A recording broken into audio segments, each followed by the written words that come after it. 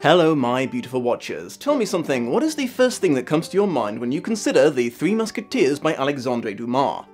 Yes, that is correct, the Soviet Union.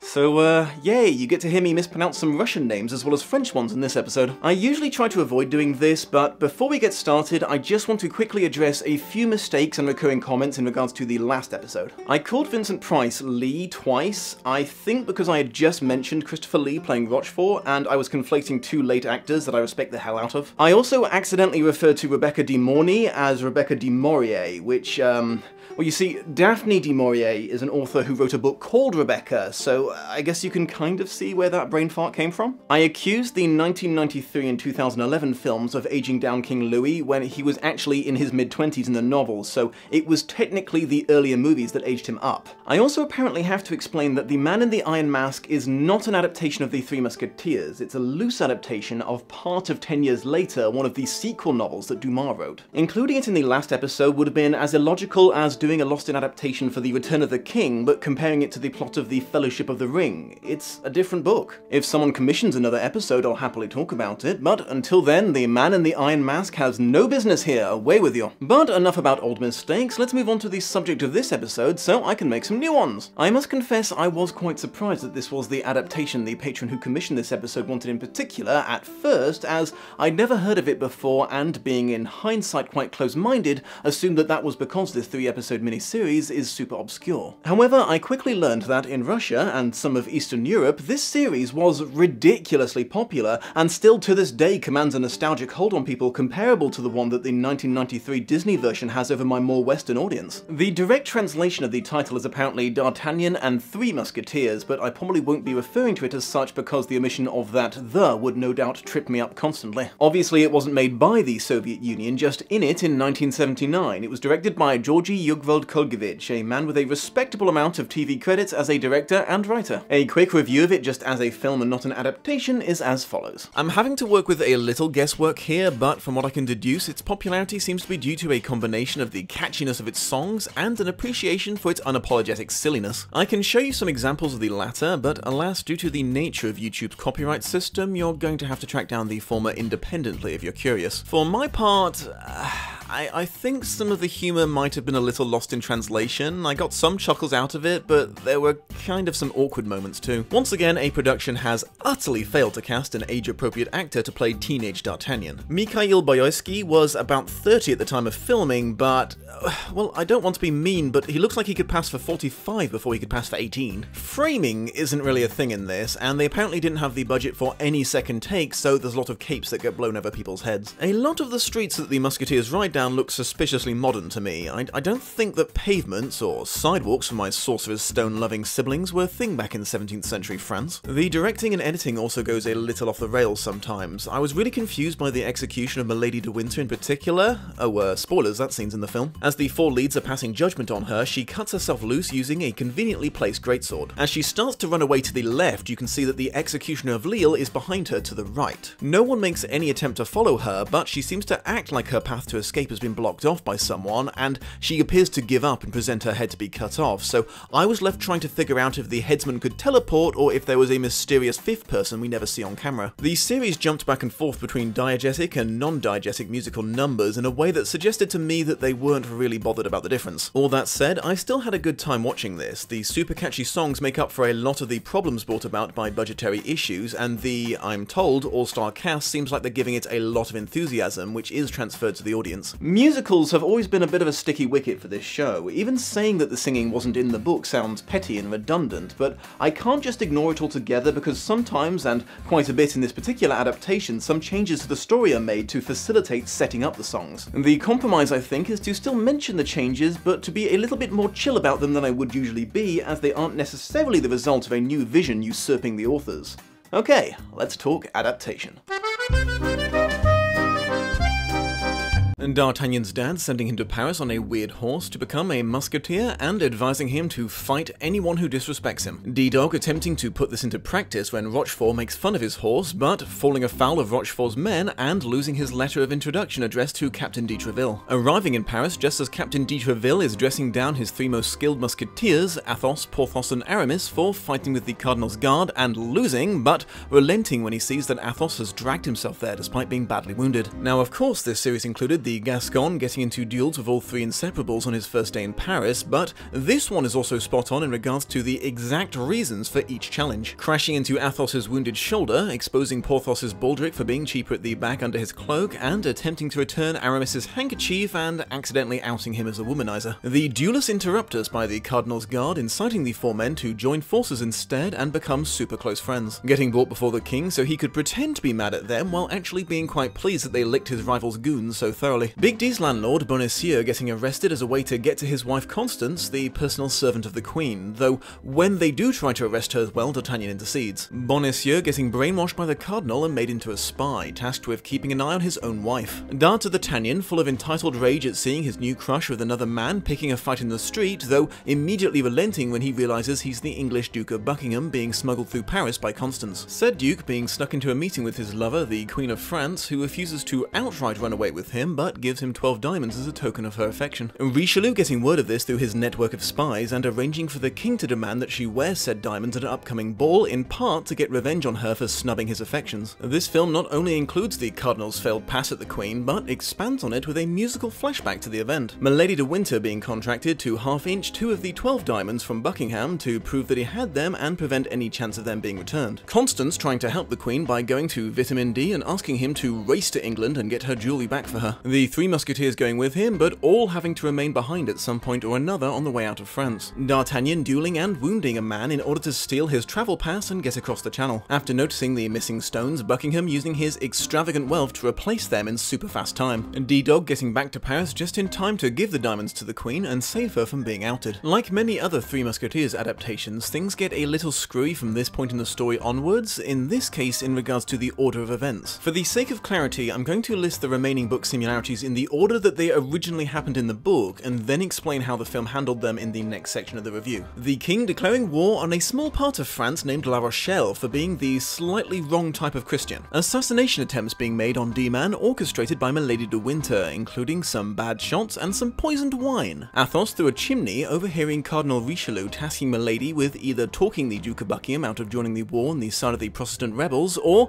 finding a religious fanatic to kill him. Milady requesting D'Artagnan's head as her payment for this mission, and a Cardinal signed letter giving the bearer license to do anything they need to do in his name, which is quickly confiscated by Athos at gunpoint in an attempt to keep his young friend safe. Milady the Unstoppable succeeding in the latter of Richelieu's suggestions despite being taken prisoner. Weirdly though, despite establishing him as a character, the series kills Buckingham off-screen and only mentions his death in an offhand conversation. The famous foursome deciding that Milady needs to be punished for her naughties and forming a lynch mob that includes the executioner of Lille, another man with beef against her, tracking down Milady and sentencing her to death. The Cardinal put in an awkward position by how much the Musketeers know about his behind-the-scenes meddling and their ownership of the pardon he wrote for Milady, giving D'Artagnan a promotion to lieutenant instead of having them arrested. Assuming that the subtitles were an accurate translation, in between these songs this miniseries sported some of the most book-accurate dialogue I've ever seen in a Three Musketeers adaptation. Things like de Treville's rant, D'Artagnan's apology to the three that only one of them could kill him, and the Cardinal's wording when he was implying to Milady that she should arrange for someone to kill Buckingham are pretty much word for word from the book. I think the Russians figured out that this book was supposed to be a middle finger to King Louis XIII better than most, the evidence for this being a rather tedious scene where he slowly eats a rich meal in his tent while soldiers die for him on the battlefield. I was very impressed with the way that this series recreated Cardinal Richelieu's sense of presence. You get the distinct impression that everyone in the room lets out just a tiny little bit of wee when he walks in looking annoyed about something. Ooh, I should see if I can say hello my beautiful watchers in Russian.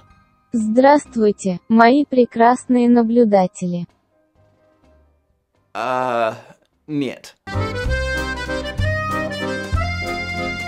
As is apparently a common theme in adaptations of Dumas' work, a large amount of the differences to the book are a result of the filmmakers amping up the action and comedy. As I've said in recent episodes past, the book wasn't overly serious, but this film takes it to a whole new level of silly. A prime example being D-Dog's first step in rescuing Constance is tricking a guard into sticking his head up through a hole in the floor and then shaving him. In addition, Porthos is basically the Hulk now, and Aramis can use his commanding preacher voice to compel his enemies to pause in their attacks for an impromptu sermon. Also par the course for a Musketeers adaptation, D'Artagnan and the Three are made way more traditionally heroic. They still skirt their duties to drink and have a good time occasionally, but they don't murder random people in duels nearly as much as before. Even things like D'Artagnan stalking Constance becomes fortuitous in this series, as his presence saves her and the Duke from a gang of thugs hired by the Cardinal. Bonacieux doesn't get a chance to appeal to Big D for help, so we're spared him being refused it. The character is kind of demonized by the series, introducing him with a public argument with his wife and in general presenting him as a total dickhead you shouldn't feel sorry for. As I alluded to before, this miniseries included a lot of stuff from the book, but in a radically different timeline of occurrence. The first major change is Constance is murdered by Milady at the end of episode 2, which puts it before the siege of La Rochelle and Milady's Duke-killing mission to England. This does an amazing job of muddying everyone's motivations for their actions. Milady lacks a concrete reason to kill Constance when she did. I think she was going to the convent to retrieve her on the Cardinal's orders, but when the gang turned up, she apparently settled for offing her. Her hatred for D'Artagnan seems to be more about her new obsession with gaining her own noble title, which was the reward withdrawn from her when the D-Man foiled the Cardinal's diamond plot. The Musketeers also seem to get distracted from avenging Constance's death for a good while, and their new main reason for risking deserting the battlefield and tracking her down becomes about stopping her assassination attempts on D'Artagnan. Most confusing of all, the hour that the lads spent having breakfast in a frontline tower is moved to literally the very last part of the story, and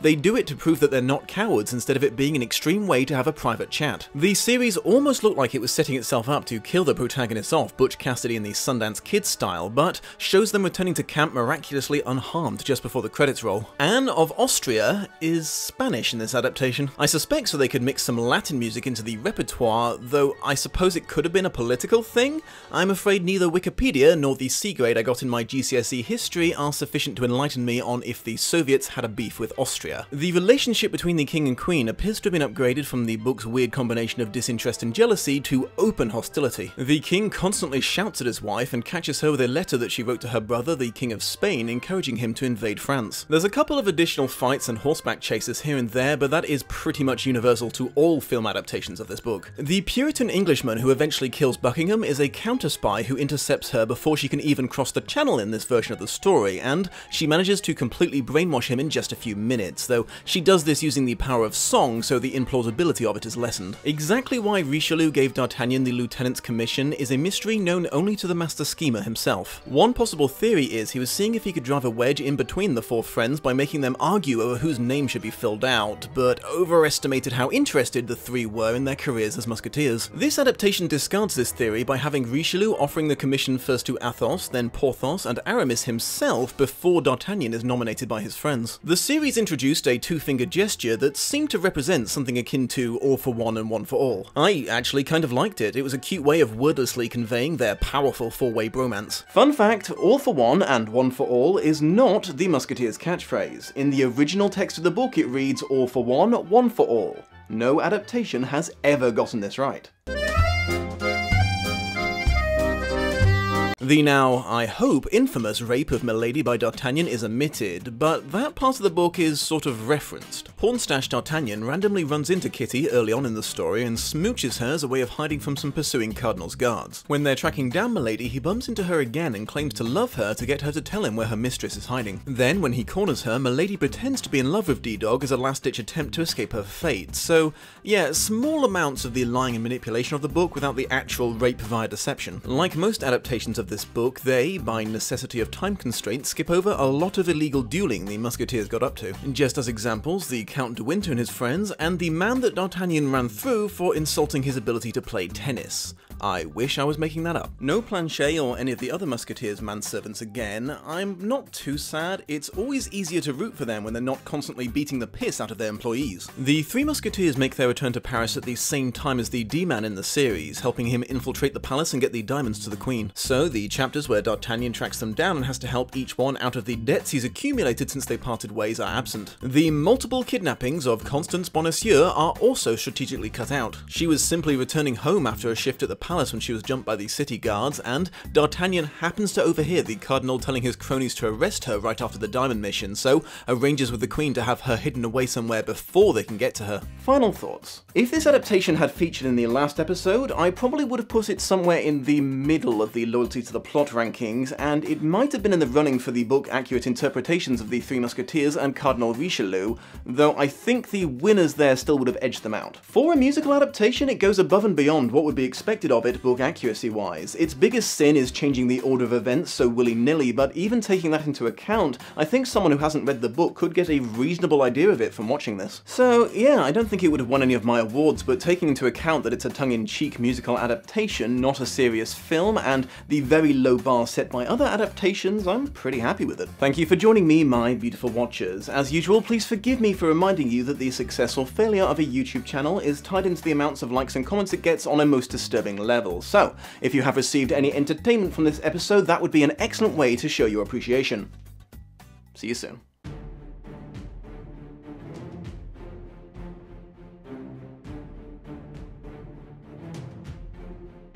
Much love and appreciation to my patrons of honour, Aaron G. Dunsill, Sasha I. Edwards, and Shelby Holtz.